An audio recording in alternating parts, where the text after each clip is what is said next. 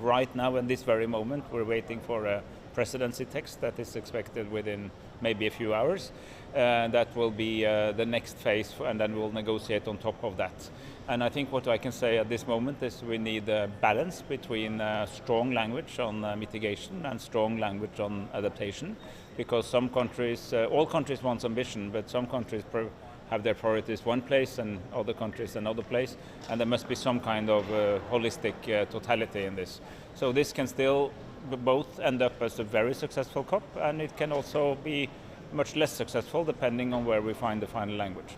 Definitely, so many developing countries would be more forthcoming, will be rather more forthcoming. There's a recognition of a need to radically scale up renewables, be more energy efficient, and take better care of nature so we have a carbon sink.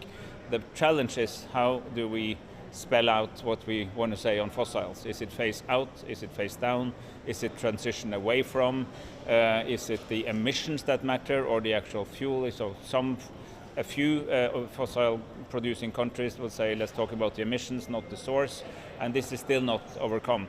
If we had the majority vote, we would have been, absolutely clear that it would be phase out.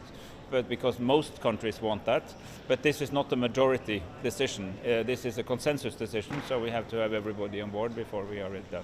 From the burden, because a very important message for developing countries is that clean energy and clean energy use. Many developing countries would be more forthcoming, will be rather more forthcoming on phase-out language, if that is coupled with a clear promise from developed countries that they will help overcome the burden. Because a very important message for developing countries is that clean energy and clean energy use is actually cheaper over time. So life cycle cost is much lower than remaining fossil. However, it's more complicated than that, because you need to make the investments to get there. So you need the wind farm or the solar park. You need to invest in electrification of infrastructure, of transport, and so on. And that's not for free.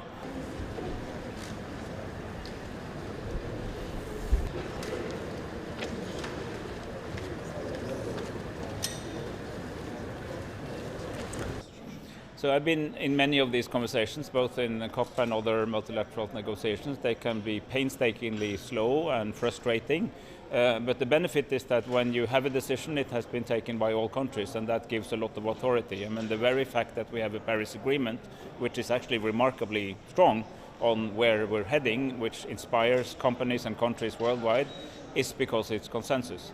So I have to say, I have to defend the consensus principle. This is how the UN works. And I think if we move away from that, we might get a speedier and maybe more progressive decision, but it will not have the global buy-in, and I think that will come and bite us at the end. Energy use is actually cheaper over time, so life cycle cost is much lower than remaining fossil. Well, I've been at it for months, because we have done preparation for this facilitation for many months. My general instinct is to be a realistic optimist. And I have seen many occasions where things look difficult, and 24 hours later we celebrate victory. So that's what we're aiming for. Where are the boys?